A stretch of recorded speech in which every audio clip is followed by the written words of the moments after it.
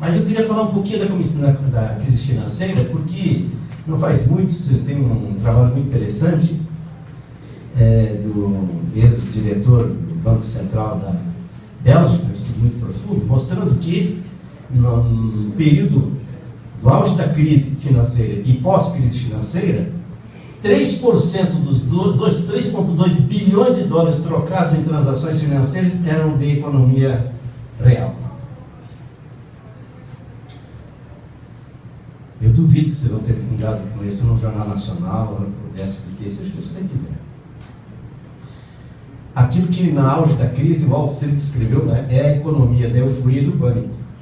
Uma economia que é da euforia e do pânico é a mesma economia que você liga a televisão e dá para você a situação do dólar. Acusaram o termo não sei o que, dólar, porque agora ganhou, porque conseguiu lá, né, com muito recurso, etc. Passou mais uma etapa. Que economia é essa? Não é a tradução de um sistema financeiro em serviços, em obras, em realizações, em investimento. Então não pode ter emprego suficiente com um sistema como esse. Então, se eu não dialogar com os trabalhadores, o que está acontecendo? Ele vai atrás de salvador da pátria, quem sabe? Porque é fundamental a gente não ter muita informação, porque é a sociedade da opinião publicada, não da opinião pública. Que você constrói a opinião, discute, tem contraponto, vai construindo, e aí um julgamento.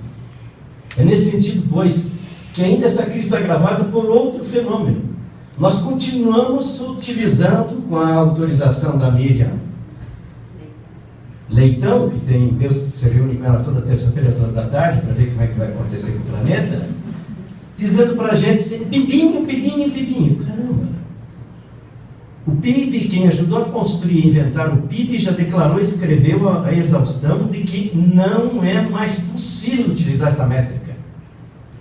Absolutamente vencida. E a medida mundial ainda é PIB. Você não consegue, portanto, verificar, eu vou tomar liberdade de citar, porque vi 2 livros dele na sua biblioteca, né?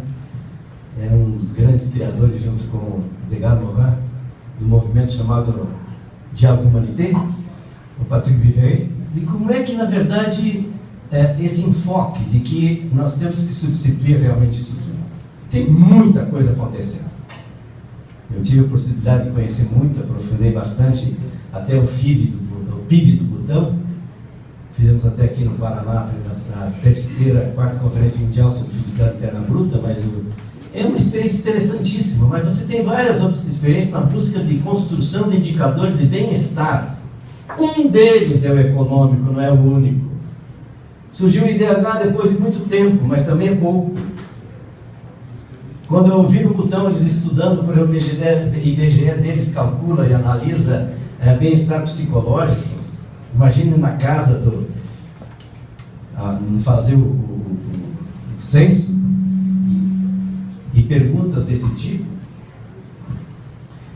É interessantíssimo, hoje não cabe aqui das 9 dimensões que eles medem, mas você tem que, eu repito, várias outras experiências. Então, em outras palavras, não é possível que o referencial das contas públicas, por exemplo, nacionais, elas são traduzidas sobre números, e não quanto a pessoas e seu bem-estar. Se você tiver bastante acidente de trânsito em Curitiba, você vai aumentar o PIB.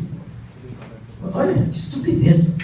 Uma métrica economicista que, se você tiver bastante acidente de trânsito, vai ter muito carro batido, vai ter muitas peças trocadas, vai ter muitas horas hospitalares, muitos honorários médicos, muitas ataduras, muitos caixões.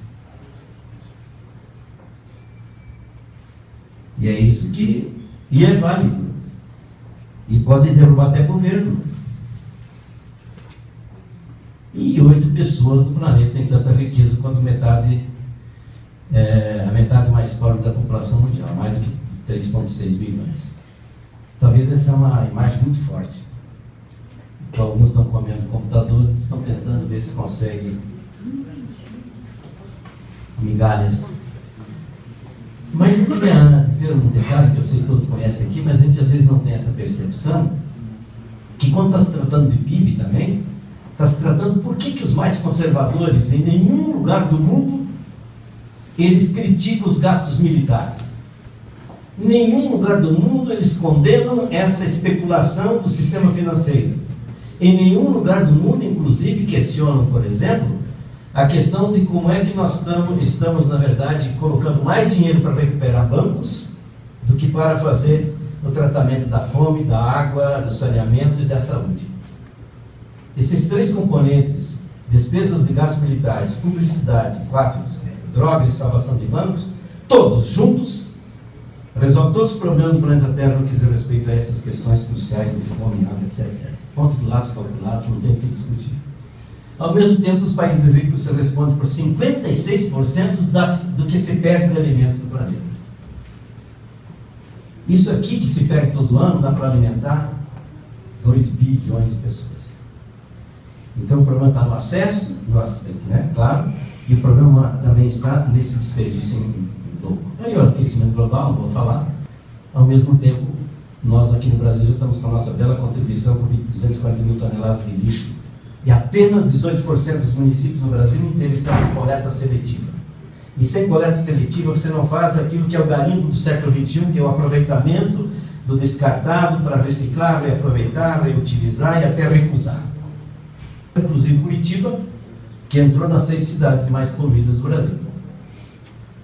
Tentamos uma ocasião, até depois de ter desistido, como é que a gente melhora todos os mecanismos de Curitiba para fazer essa medição contínua. Assim como você tem uma propaganda num painel de uma loja, você pode ter onde é que está com mais contaminação e poluição. Isso é tão fácil, tão simples e barato. Aí eu tenho que ter uma justificativa com os ODS para cutucar essas questões enquanto sociedade civil. Água, bem rapidamente. Quem é que autorizou construir aí? Que tipo de licenciamento se fez? Mas alguém quis morar. E na natureza não existe castigo, existe consequência. E as consequências também se dão aí. O mau uso do solo, vai processo de desertificação, vai criando essa situação. A natureza do Paraná precisa de 400 anos para produzir 1 centímetro de solo fértil. Agora é interessante que os ODS, de repente, o ODS está falando de oceanos. Aparentemente não tem nada a ver conosco, né? Que estamos aqui, né? Estou dizendo lá no oeste, mais longe, mas aqui está pertinho do Atlântico. No entanto, quando você desdobra o ODS sobre a questão dos oceanos, você vai verificar que o primeiro subitem, desculpem, é a maior contribuição do desgaste, principalmente da poluição dos oceanos, são os continentes. E um dos maiores fenômenos está exatamente no processo erosivo e na eutrofização. Ainda só a parte, né, que eu quero ir diretamente para a questão dos ODS e a Agenda 2030 local, que a gente está trabalhando bastante. Isso aqui é desse mês de setembro. Um relatório interessantíssimo, mostrando que tem 354 empreendimentos na América do Sul, 1.416 barragens, 807 na Ásia, e que os fatores sociais, econômicos e politicamente podem gerar conflitos. São identificados, portanto, os riscos. E aí a gente tem esse quadro que é assustador. Aqui o americano consome de água, aqui a América do Sul consome de água. Quer dizer, todos querem ter esse consumo de água.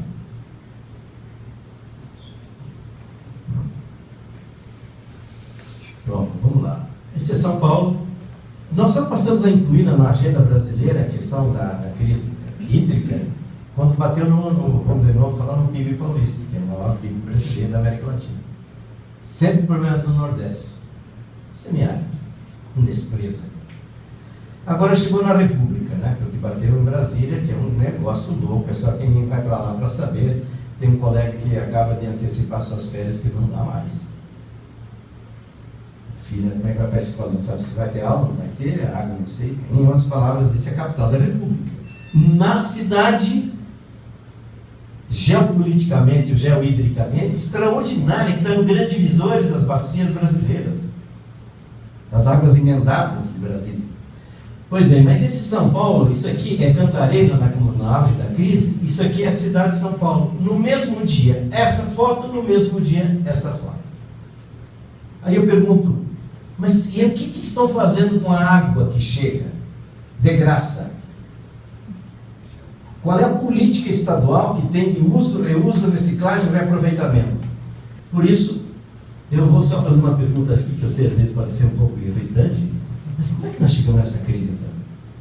Permita ser bem direto, em que nós construímos, na verdade, um pensamento mais de 200 anos, uma matriz que colocou a natureza apenas como um baú cheio de tesouro, a gente tira tudo que puder o mais rápido possível.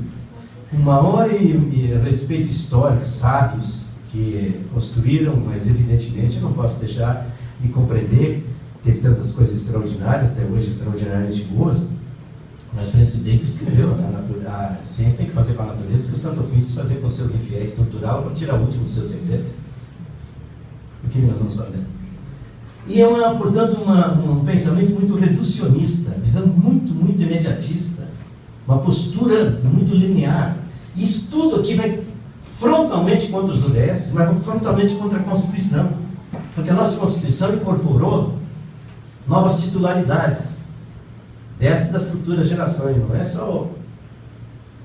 É interessante o que a gente colocou na Constituição. Há muitos que não perceberam aí, claro, estou falando dos advogados e juristas, etc. A Constituição brasileira trabalhou um sujeito de direito, eu diria assim, quase atemporal, de longo prazo. Portanto, os próprios governos, né, na verdade, nas suas políticas públicas, nas nossas políticas públicas e tudo mais, precisam terem entendido melhor o que significa. Por outro lado, isso também levou a uma lógica da separatividade, sim. Por isso a gente tem, por exemplo, uma dificuldade de fazer a interdisciplinariedade. É a lógica por exemplo, como é que a matemática dialoga com o meio ambiente? Mas como é que a ciência, a cultura, etc.